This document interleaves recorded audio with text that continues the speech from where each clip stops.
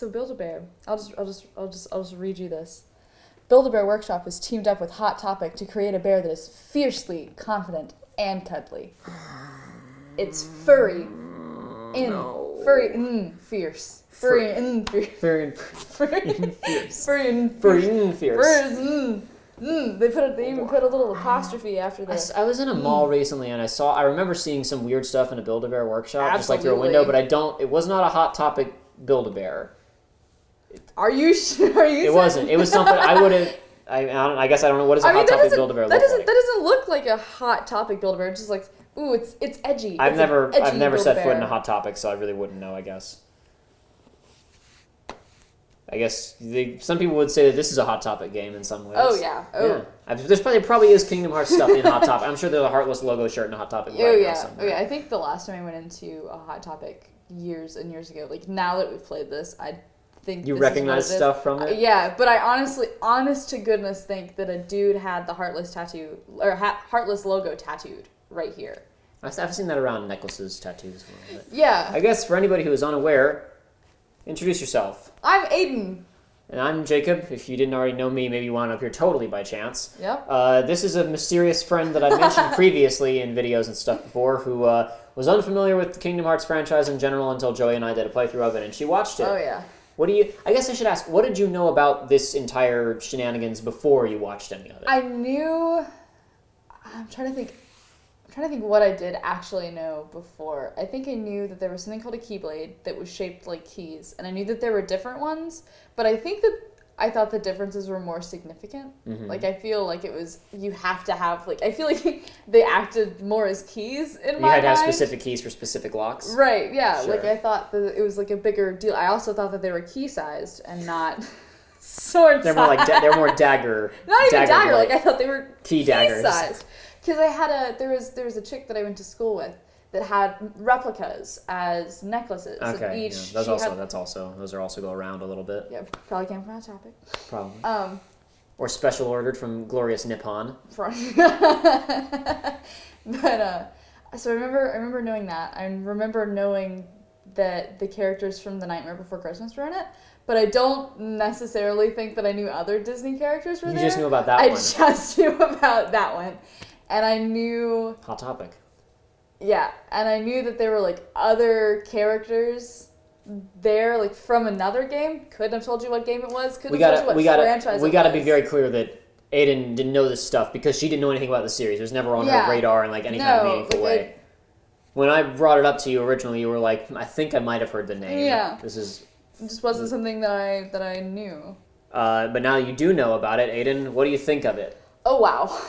We're here doing this again because even though Joey and I have already done discussion videos about Kingdom Hearts 1 and Chain of Memories, you and I have had enough really good conversations about this stuff that I was like, we should probably take a moment to speak about the game, just the two of us, before we move on into Kingdom Hearts 2 territory, which you still haven't seen any of. No. And isn't out on the YouTube channel yet either, though I promise it's coming. I'm sure there are people clicking on this just to leave a comment to say, when is Kingdom Hearts 2 coming out? Yeah. It's taking a lot of time.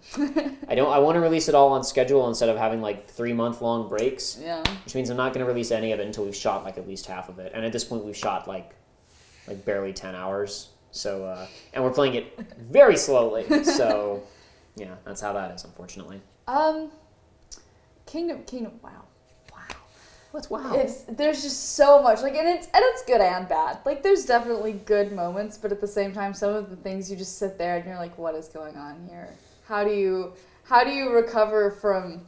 I can smell it. Well, you're getting into Chain of Memories territory right now. What did you think of? It's all Kingdom Hearts. It's all Kingdom Hearts. Well, let's pretend that it doesn't exist and just talk about this first entry we have on the table here. What did you think of this game? This game, I feel like, is a really good introduction to the series because it gets you in there enough that you're like, oh, I'm invested in these things now. I do care about what happens.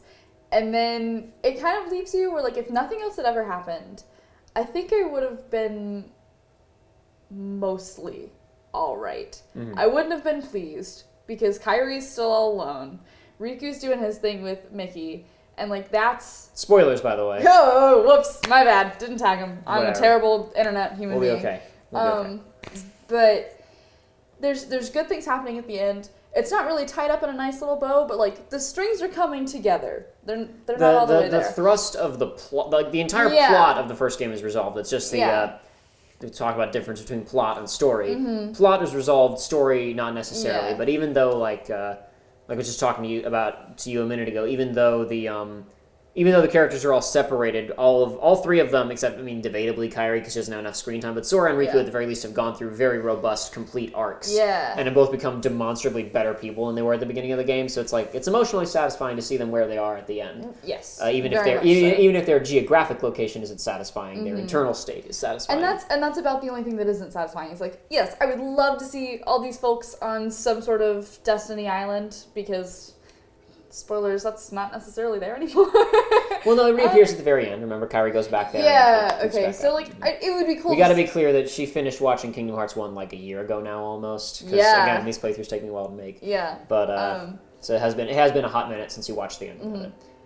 But it would be nice to see them all, like, physically back together, like, in all of there. But at the same time, knowing that it's more than likely going to happen now. Things have calmed down. We can get the group back together. I like the spirit of the ending with the Rolling Hills because it feels very I'm trying to think it feels very ending of Calvin and Hobbes, where if you're not familiar with the ending of Calvin and Hobbes, the last strip of that is Calvin and Hobbes basically just saying, let's go have an adventure, and they ride off on their sled off into the woods, and that's the end of it. You're not going to see Calvin and Hobbes anymore, but that doesn't mean that they're gone. It doesn't mean they've stopped doing the things that they've always been doing. They're going to keep doing the exact same thing. And so, like, of course, Sora, Donald, and Goofy are going to go on another adventure. They're always going to go on another adventure. So even if it had ended there, it's just like, they're gonna go solve the problems because that's what they do. They're heroes. And now knowing where the series goes, it's almost like, wouldn't it have been better if it just stayed? Well, you've only gotten into Chain of Memories so far. You're which is kind of has to be a weird stopgap between 1 and 2. So we'll talk more about that in a second. I hear from what you've said, Jacob, I hear 2 is pretty great. But we'll see. I've complained about it a little bit. You can complain. This even has some things you can complain about. Oh, I complain about this game all the time. It's not as bad in this one as it is in other games, but the mystery, we can't let anybody know anything, because what if people know things? They'll know too much. It's drag out. Yeah, this is something we talked about in the Joey and I talked about in the Reverse Rebirth playthrough. Okay. Where you watched it. I'm just telling people who are watching this maybe and haven't watched that, because not as many people watch the Reverse Rebirth or Chain of Memories in general, because nobody's like, Chain of Memories, I'll skip it.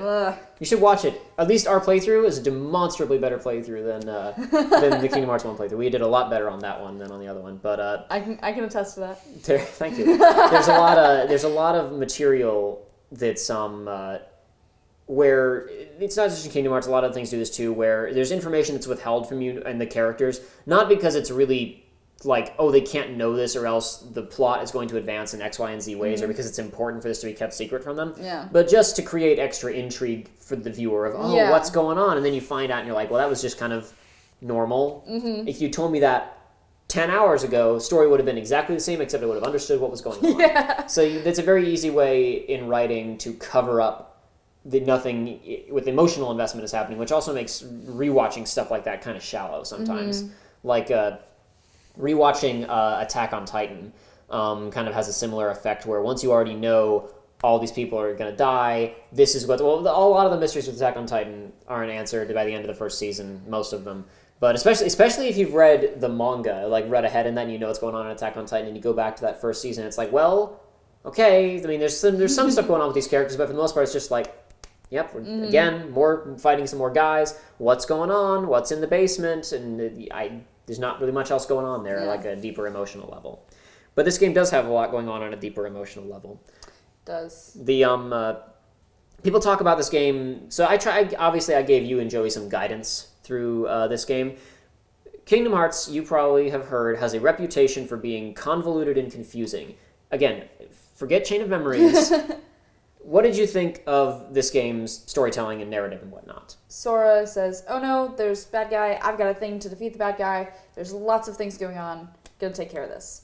And I kind of like the way that it was handled, in that it wasn't just the one bad guy, it was the main Maleficent, and then you kind of go and you take care of all the little bad guys, and that gets you there.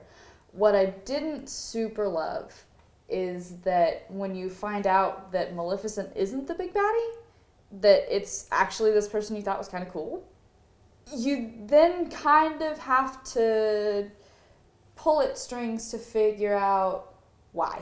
Yeah. And that the strings are there. You can figure it out, which is better than some games. But the fact that you do have to grasp with them and you can't just go, oh, this thing that had I known earlier would have made things make a lot more sense.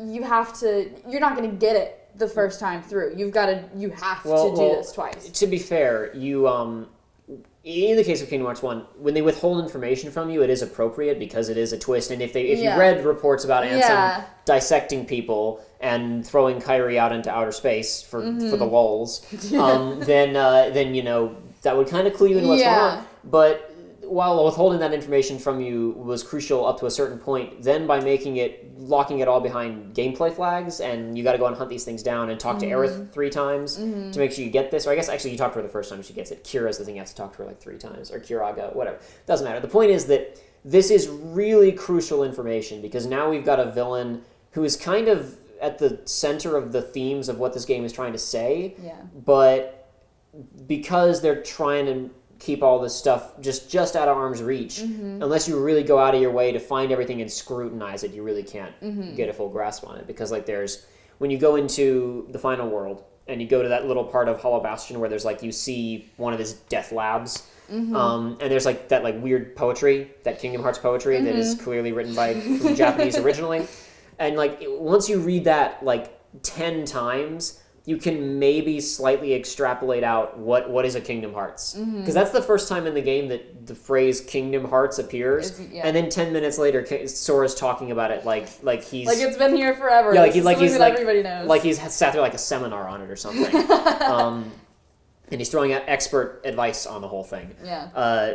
But the whole... This is always a difficult thing because in video games, especially story-based games like this, it's always fun to have the player's investment of exploring and being able to fight the hardest bosses and all this kind of stuff rewarded with cool stuff. Yeah. And if it's a game where the story is such a big component, then being rewarded with cool story stuff is what players would want. Yeah. But how do you balance what's just kind of fun extra story stuff and what is critical and required information? And I think that with this game, a lot of the stuff that they hold back from you is critical required information, especially considering that really the vast majority of, understanding the actions of what Ansem did is all in the reports. Understanding why he did it is all contained in very fast, sloppy monologues that happen 5 minutes before the end credits. Yeah. And it's like the whole crux of the game. Yep. Because, and I don't think I talked about this very much during the actual playthrough, the 2 characters of Sora and Ansem are kind of like antithetical to each other. Yes. Where one of them is this intellect and scientist who has spent all this time and effort researching and studying and has like a firm, concrete belief of what the universe is like, and he has a specific mission that he's out to accomplish. Sora, on the other hand, is just kind of like Joe Schmo, who is like the bottom of his own friend group. Yeah. Like if you like watch that the initial Destiny Islands sequence, like Sora, Riku and Kairi are kind of vying for like top bill of who's the top of that friend group. Sora's like easily on the bottom of the rung. And if you watch all the scenes that Sora and Ansem share, which is only 2, well 3 I guess if you count fighting Riku Ansem is totally, I mean that counts as an Ansem scene. Where he challenges him with, I hope that sound outside is not going to be too obnoxious, but we don't have time to shoot this at another point because you're on an almost Joey-esque schedule of availability right now. That's another reason why it takes so long to shoot anything with Joey is because he's never available. Ever. We'll maybe shoot once every, at most it'd be every 2 weeks, and usually he has something else to do every 2 weeks. So usually it's every month or 2 months. And then I was out of town for most of June, so that didn't help either. Yeah. So when Sora initially meets Ansem in his ghostly Voldemort, I lost my body appearance, and he's kind of just sitting around drawing on the wall, drawing his little I want to give a Palpu fruit to Kairi because I love her.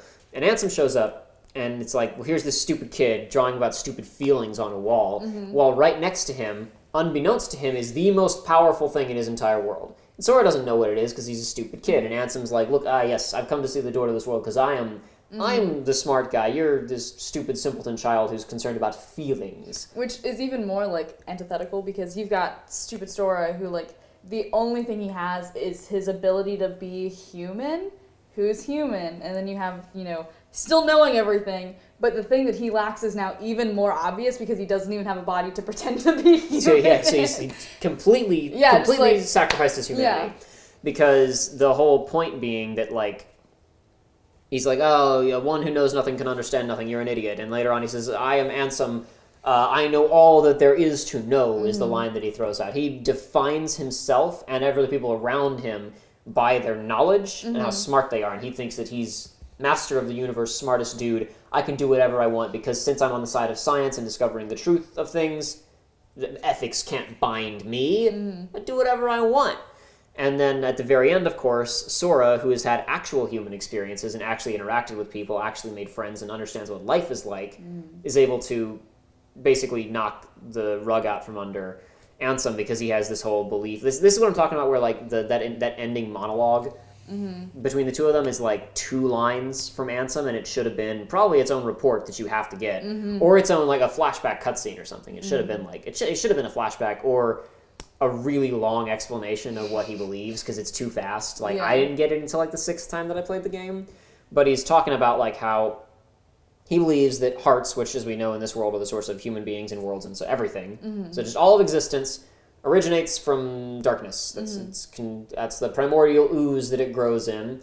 When it comes over into reality, light enters it, they vie for power, whatever, they exist in more or less equal measure. Then when everything dies, it goes back to darkness again. That's the root of everything, so he believes, well, if that's the root of existence, that's supreme power. I want supreme power. I'm owed supreme power because I know everything. I know everything. Yeah. And then, of course, while he's done all this scientific research, he spent so much time dissecting people and murdering them that he forgot to learn about them and be a human being. And so Sora has a greater understanding of what life is like and what people are like. And so he's able to throw out his stupid Kingdom Hearts is light line, which again, he doesn't. I don't know what Kingdom Hearts is. Does Sora know what Kingdom Hearts is? No, he doesn't. I'm smarter than Sora. He's important. He's got the Keyblade. He's a Keyblade master. He's a good kid. He doesn't know what he's talking about. He's got it. Sora has no idea. He got lucky. And I'm just kidding.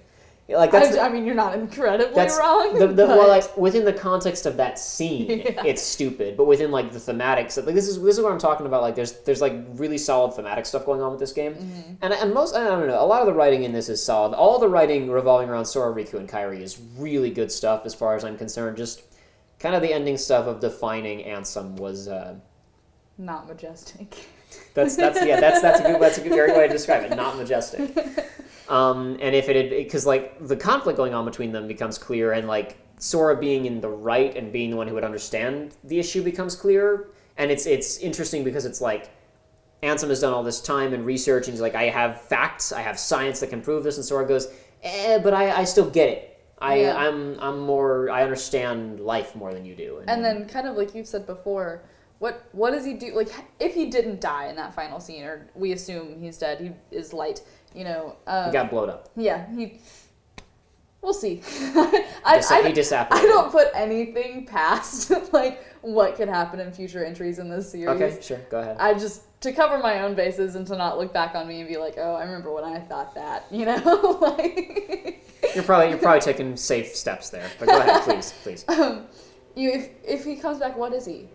Yeah. And, like his belief system, everything that he's believed for the past decade is wrong. That he gave up his body for and existed in phantom form for 10 years.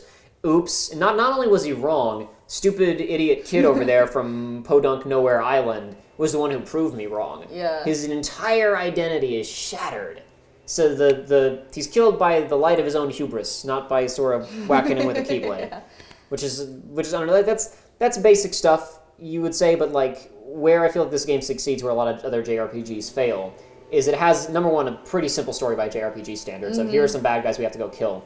And just killing them is not the solution to the problem. Like a lot of JRPGs, it's like, here's a bad guy, go kill him, and while there may be stuff going on with the characters or whatever, it's like the plot is just we got to go stop this guy or whatever, and weird stuff happens along the way. With this one, the path to the ending is fairly straightforward, and the defeat of the villain is more than just we hit him a bunch with a sword.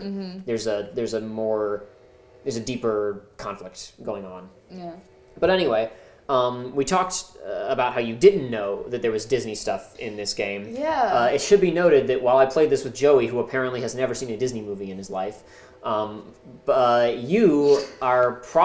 more in the Disney space than I am. Probably you've seen some flicks that I probably haven't. You've probably seen some that I haven't too. Just growing up at different times. That's true, but like I just mean like I remember like with Alice in Wonderland, I was like I've seen that a couple times and don't remember it super well. Not my favorite. And you're like, what? No, that's crazy. That's like you're not allowed to. It's one of the best ones by my standard. She likes Nightmare Before Christmas. I like Nightmare Before Christmas. I'm just kidding. That was what we watched on Halloween and Christmas. It was one movie that served both purposes. I like Nightmare Before Christmas. The rest of my family doesn't enjoy it, but I really like Nightmare Before Christmas. I'm just joking. It was like my mom and I's thing. But anyway, yes, I do the Disney, as one could say. So what did you think of the implementation of that in this game? Was it fun? Liked it. I liked that.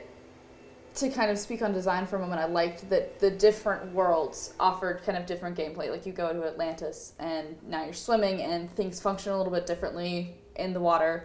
And you learned how to fly with Peter Pan, and then that lets you, depending on the order that you do these things in, these abilities that you get from the different worlds, you can go back and explore. Oh man, that is not a great sound to be having in the background of this. There's nothing we can really do about it, unfortunately. Okay. We don't have time.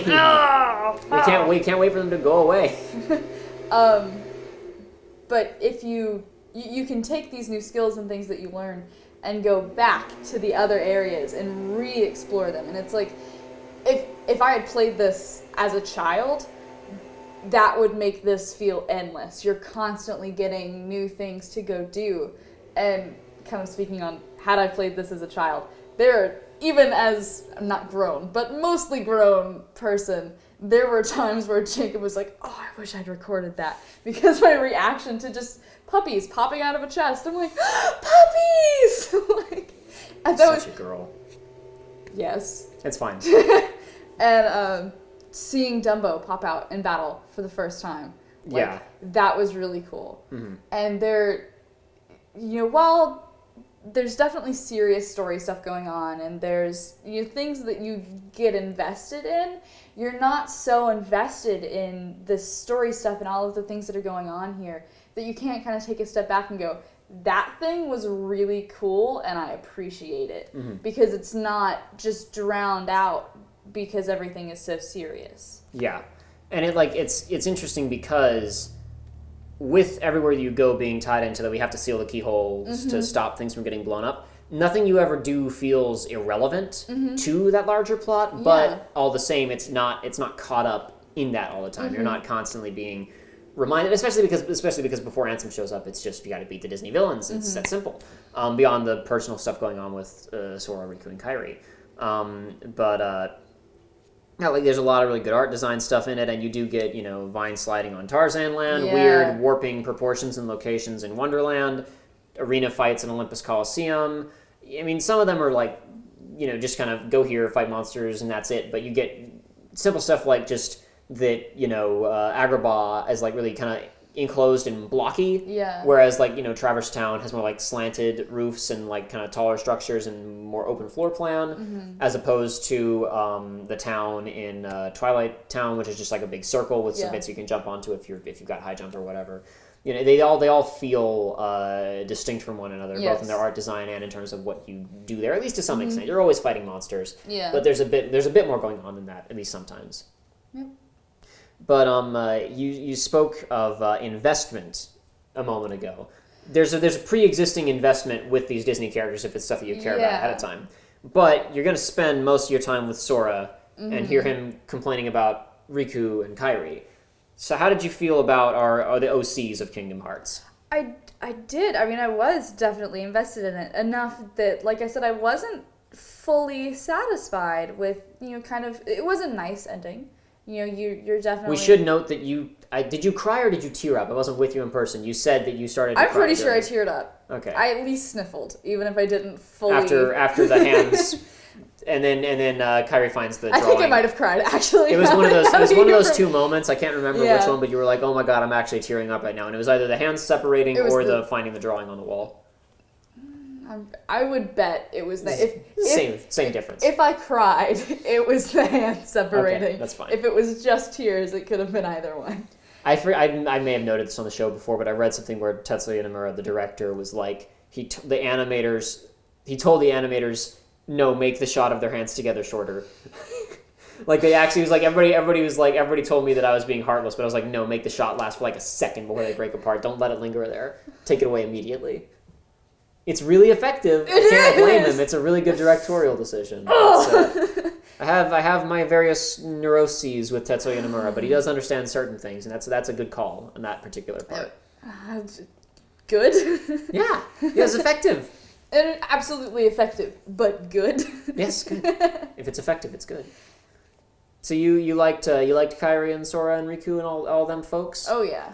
You're not familiar with the Final Fantasy series at all. No. And obviously they didn't show up very prominently in this game. So how did they just feel like, oh, I wish that I knew these characters, or did they feel like they had their own place in the game? They definitely. I think we've talked about this before, but I definitely feel like I can see Leon and Aerith being kind of mentors, had they not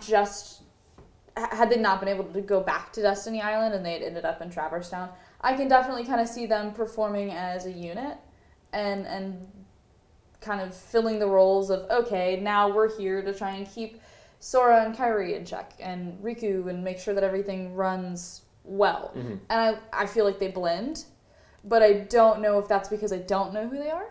I don't know if that's because this is the only way they've ever really been presented to me, is already in this story kind of pre-made to fill that role. But while they do fit, I wouldn't mind knowing more about them. But my point is, like, they didn't just feel like they were there. Like, they felt like they fit, No. Or did they just feel like, oh, I wish, like, let me put it this way. You see stuff sometimes where it's like a person shows like a cameo in a movie or whatever. Yeah. Like, if I didn't know who that actor was, this would feel really weird. It would just be like, why did this person show up and do nothing, and everybody else is like, oh, that was good stuff. Like, why was that scene in that movie? Cut that out. There's no need for that to be there. No, they definitely feel like they fit. I can't think of a time where I was like, that was odd. I guess the initial question that you could ask would be, well, why them and not someone else? Mm-hmm. And in that sense, sure, why did you pick those? But at the same time, I wasn't so distracted going, well, it's kind of like I'm not sitting here going, why does Sora have big feet? you could watch it, or you could play it and not know they were from something, and they just be part of the game. Exactly. They're just also people that lost their world and ended up on Traverse Town. And here they are. The only one that's a bit weird is the Cloud thing, where it's like, because he's why is he so bad? He's such an incomplete thing where it's like he's looking for something, what, who, where, what. And then there's also like the Sephiroth, which you didn't see because I didn't beat him in the playthrough. This number one, just Sephiroth shows up in a fight, and then it's just like, oh, it's a cool boss, who cares? Mm-hmm. But after you beat him, at least in the final mix version, which is what you would see. In this version, he doesn't show up, but if you play the HD version or if you play the Japanese version, Cloud actually comes out, and the two of them fight, and then like fly off to go fight somewhere else. And it's a neat little scene. I'll show it to you later. But it's not. It's another example of if you don't know who these people are, it's like, it's like, and it's fine because it's mysterious. Like that's a case where the mystery. It's okay. Like, I mean, you expect them to answer it in some way, hopefully, but because it's so non-crucial to the plot, it's just these little side characters. It has the potential. I'm not saying it did this because the execution is a little bit sloppy, but in that kind of case, it has more of a potential to make the world feel bigger because, like, we don't know everyone. Yeah. Whereas we're going to these worlds where either you go in knowing who they are, or you have them characterized by interacting with them. And you really know who they are by the time you leave. Yeah, you connect with all of these people, and you're like, oh, well, the world's not so big if a 14-year-old boy can take care of all of it. Yeah. You know? Well, you could debate that he actually failed miserably at his job because there's the whole sky full of stars that are all worlds, and he sealed like 7 keyholes, which, like, I wonder, like, you ask how many worlds did Maleficent blow up during the time frame? Just of this game, how many got blown up, like, while he was running around doing all that silliness. I mean, it works out fine in the end. He makes all of them come back at once by blowing up, because, like, the end of the world is, like, the skeletons of all the worlds, and he blows it up, and they all go back, so it all worked out fine. Yeah, it's great. Who cares? He solved the problem. Kairi's alone now, but whatever. Well, she's with other people. Everybody else on Destiny Islands is also there. Is going to come back to life, but Sora and Riku are gone. But her boys are not there. We haven't talked. I feel like we just need to bring this up specifically, even though we have talked about this in something else. I asked, about if you like these characters, and you gave me a very clinical, scientific answer. Aidan, please tell me about your passion for the Sokai ship. I like it enough, and I know we're not talking about Chain of Memories, but I like it enough that I hated a character in Chain of Memories simply on principle. Oh, we'll talk about Chain of Memories a little bit in a second, but we did talk about that more in another video that's hopefully out right now, or will be out soon on the Research Runs channel. We played a little bit of the Game Boy Advance version of Chain of Memories, which you can check out on our second channel, which we've moved all of our playthrough stuff to. Played a couple hours of the GBA version of the game, during which you had I guess we both, but you carried it. Very passionate discussion about your feelings on Namine. How they pulled a full 180 from hatred to like, and it kind of wavers between them every now and then. It's definitely it's still a little bit shaky. There's potential for both. But we're getting off topic. Tell me about Sora and Kairi, and then why you took to them so hard. I ship it real hard. They're there for each other, even when they're not physically there. Like, Sora's constantly going back to this memory of Kairi and just what he is to her, and she can be his reason of, like, it starts out of, oh, I've got to save Kairi, I've got to make sure that my friends are safe. And yes, it does grow from, like, it being a quest to save his friends, and he realizes the importance outside of, people are important, that he really does have to save everything, and he does grow in that way. But it stems from this genuine, like, this is my friend, these are my people, like, we're gonna solve this. And I like it a lot. I mean, sure, like, romance, cool, that's fine. Not against the idea of romance.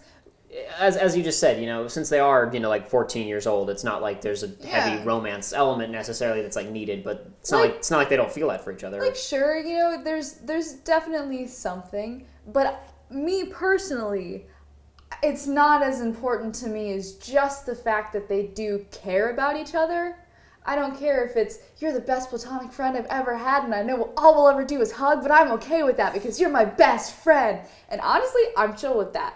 I don't feel like I need to see tiny little, like, Sora Kairi babies. I wouldn't want to see that. That's the worst in fiction. I mean, sometimes they can pull it off, but usually skipping ahead to that point is, like, not interesting. Yeah, Number one, because this skips the interesting part. The relationship. Yeah. I'm terrified, though, that if that happens, that, like, we're gonna have to watch Sora Kairi babies do this, like, and it's never gonna end. Well, that's the fan fiction. You're now tapping into, like, I'm sure I've mentioned this to you before, but Kingdom Hearts is one of the most written for subjects on fanfiction.net. There's so much. The whole thing is you can put anything you want into it. Yeah. I think I mentioned this to Joey before, but I saw stuff where Modern Warfare 2 showed up in it. I saw a Kingdom Hearts fanfiction once. I didn't read it. Somebody sent this to me, like, you gotta see this. Price and Soap McTavish were in it, hanging out with Donald and Goofy and Sora or whatever. Okay. I don't know I couldn't. Don't know why. I don't have words. But that's the thing where it's like, I guess, some guy probably played this while he was in, like, middle or high school, and he was into this and Call of Duty Modern Warfare 2 at the same time. That's how it worked out for him. Woo! And he wrote whatever the heck he wanted to write. And that's cool. That's great. I didn't open it, but I also saw one time, like, so how on these sites, like, they'll have the summary and, like, main characters are, like, X ship or whatever. Maybe this is a fever dream, because I still only half believe it. But I saw something that made it look like it was going to ship Goofy Goof. We're all familiar with this wonderful character. I'm terrified. With Vesper Lynn from the James Bond film Casino Royale.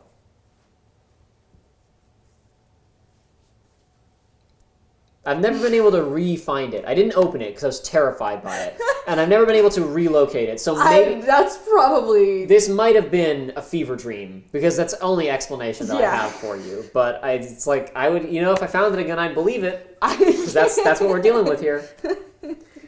But anyway, just to move on, since we're kind of running out of time here a little bit. Chain of Memories, Aidan. What did you think of Chain of Memories? Again, we talked about it more extensively in another video, but tell me a little bit about what you thought. So, Chain of Memories is significantly more guilty of but mystery. Not telling you things, or, giving you teasers of, hey, this is a thing you should be looking forward to finding out, and then doing nothing with it.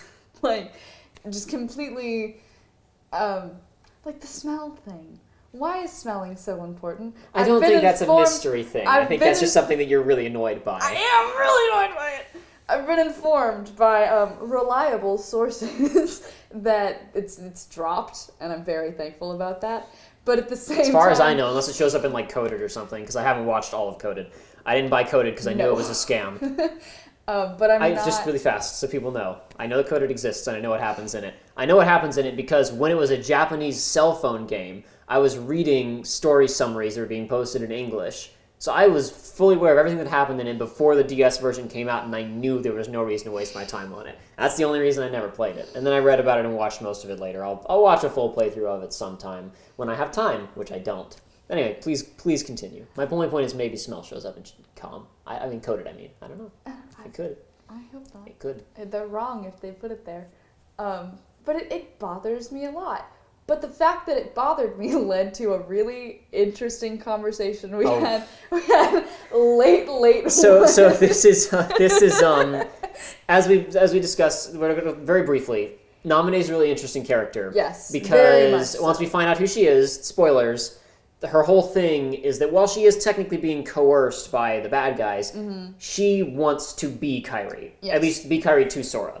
Mm-hmm. She wants to fill the same sort of role. She can be her own self, and she replaces aspects of Kairi with her own unique traits and qualities. She doesn't say, oh, I gave you that lucky charm you have. She changes the charm.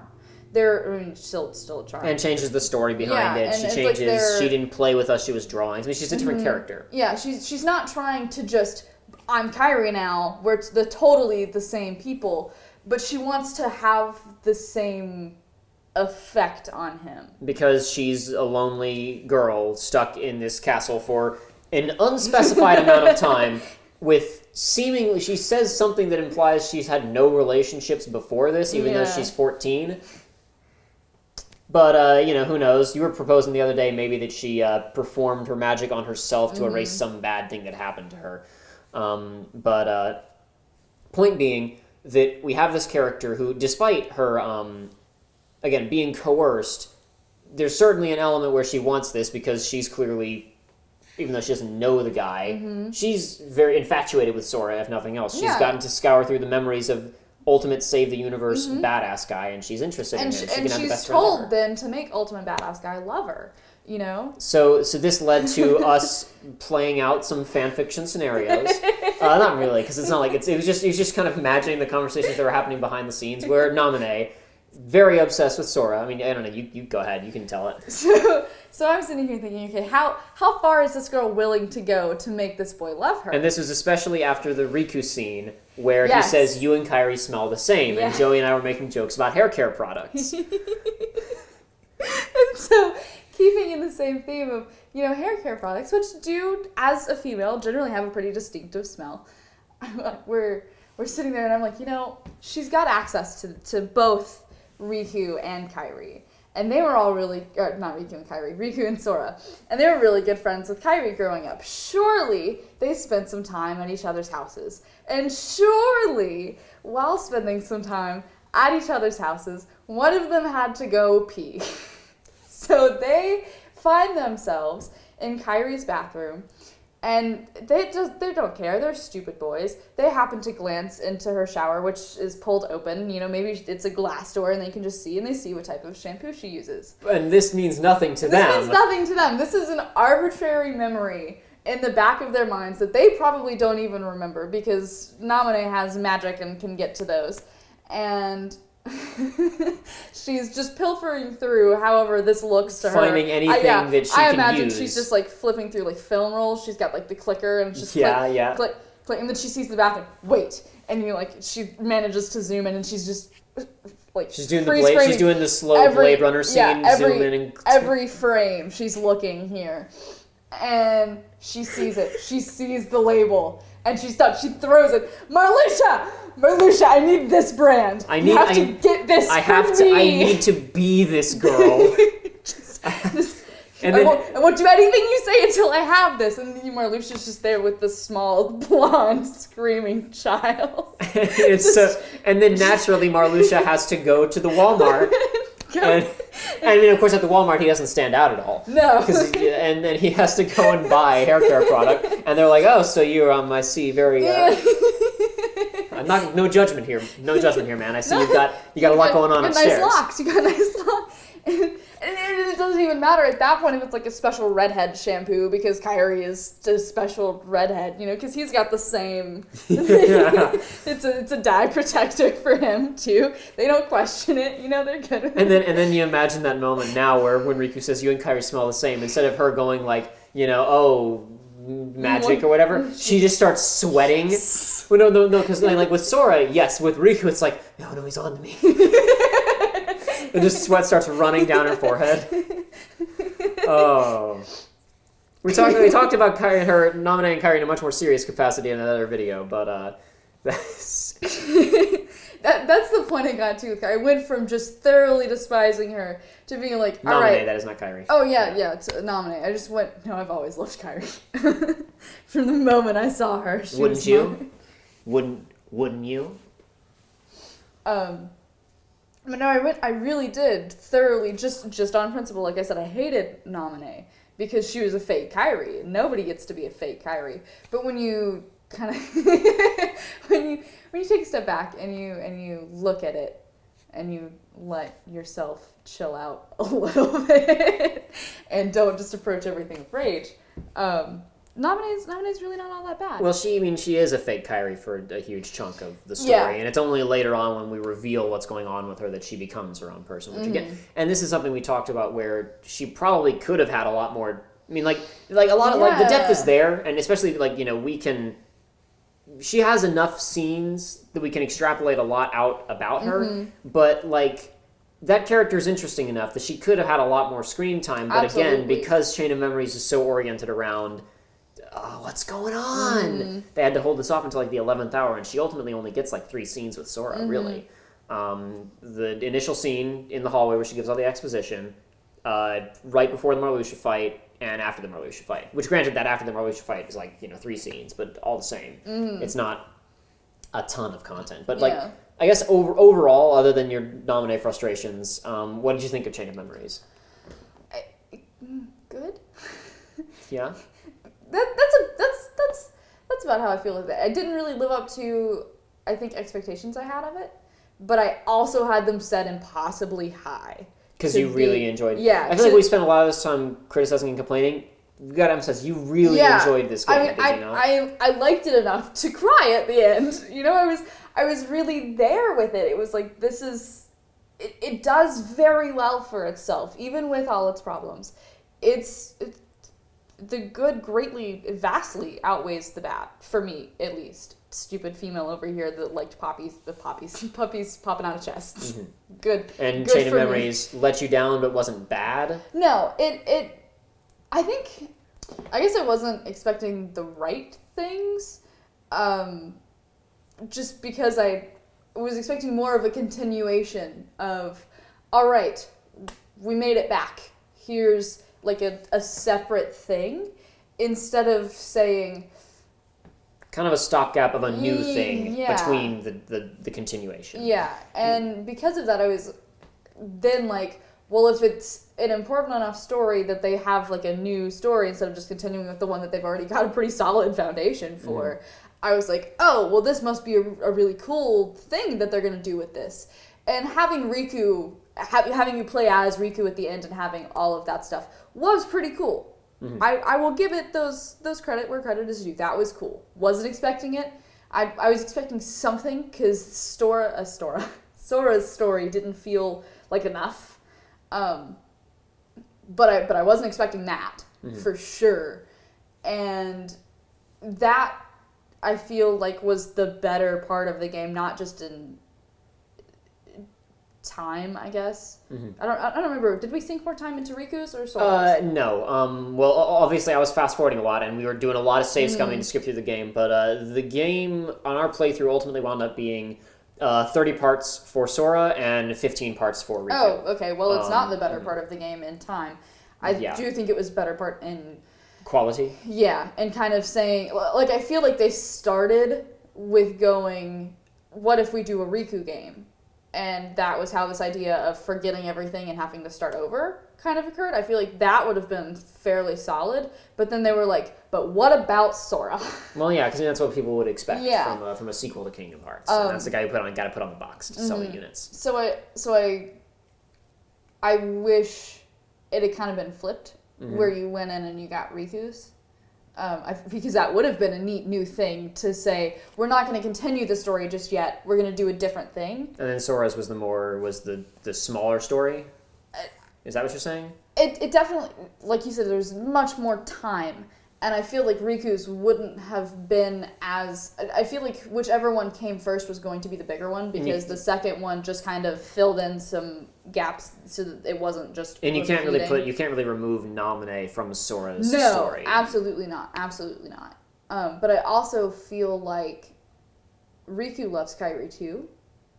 I feel like Namine... It wouldn't have been as long of a battle for Namine to turn Riku dark. He already obviously had the potential to go dark, whereas trying to prod and pull Sora to make him vulnerable to go dark, that obviously was a lot longer of a path, where it wouldn't have been with Riku. But it's also, could she... It kind of depends on which one you feel like loves Kairi more.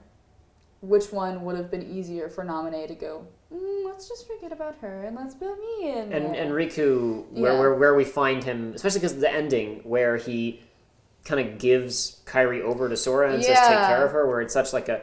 Because one of the big points of that game is that Riku is putting Sora through like this stupid hierarchical BS in their friend group, where he's on the top, I'm the strongest, I'm the best, I gotta beat him at everything. Anytime that Sora does beat me at something, I just blow it off. It doesn't matter. It's a fluke. I had a bad day. Yeah, and then Sora, winds up getting his cool new friends and this whole other thing and this cool weapon, and Riku just desperately needs to go, well, fine, I'm just gonna...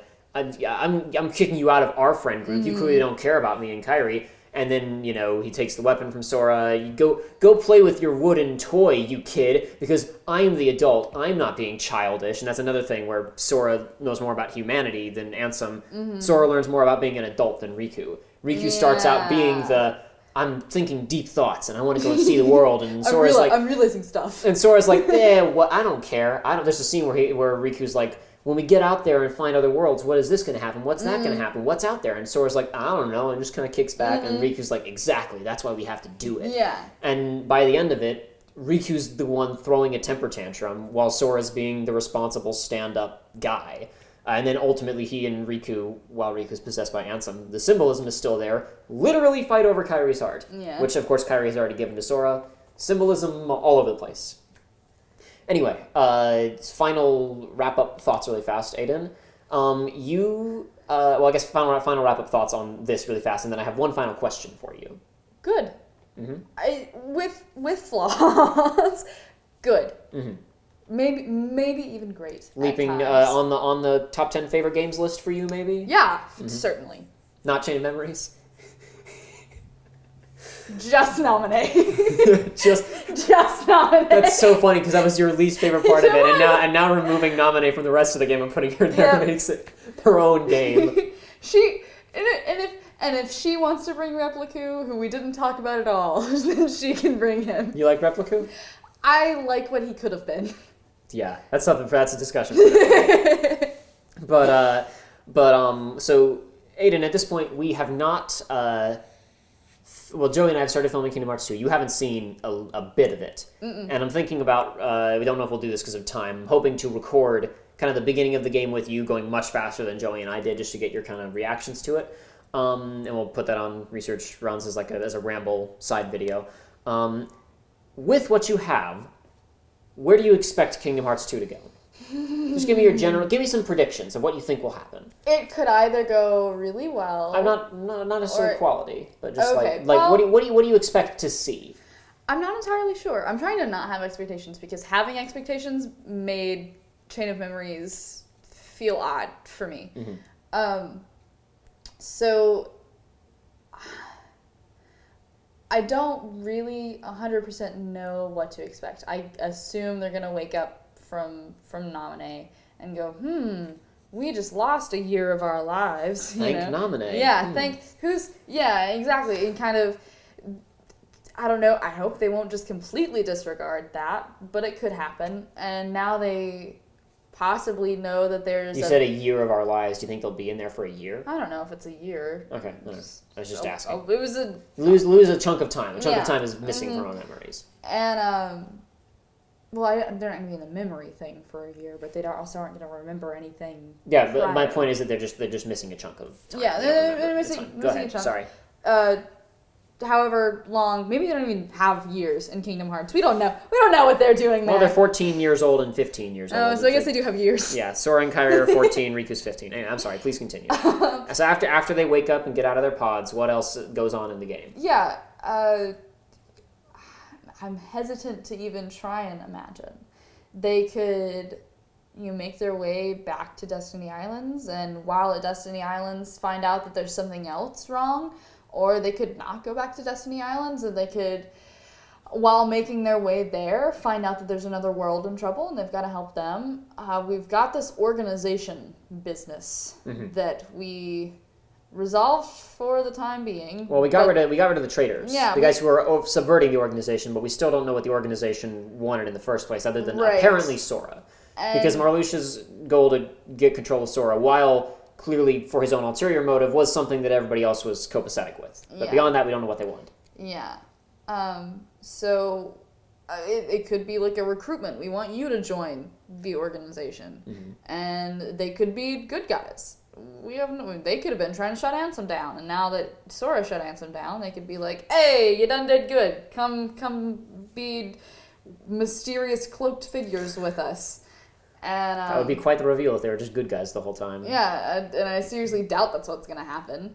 I don't even I don't even know if they're going to remember to throw them into the next game, But there are definitely places this could go. What I do know about the next installment is that I'm interested in it, and I want to know what happens. Okay. I guess just to help narrow your focus a little bit, really quick questions. Where do you expect individually Sora, Kairi, and Riku to go? Do you expect, you mentioned going back to Destiny Islands, maybe going to other stuff. Do you expect Kairi to just kind of be shelved, and it's just a Sora and Riku affair? I hope not. I definitely think it could happen, because she's kind of been an idea more so than a character, where, yeah, we've seen things with her, and things with her are good, but at the same time, she's just kind of like, oh, there's Kairi. We like that one. She's more of an idea than a character. And I see no real reason for them to stop doing that. I would like for them to, but I see no real reason for them to.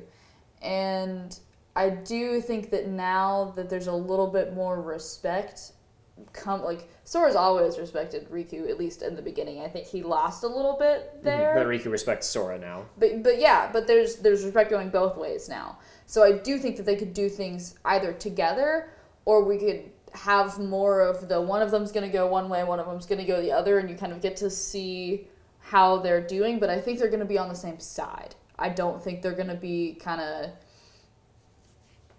working towards their own goals. I think they're going to have a common goal this time instead of conflicting.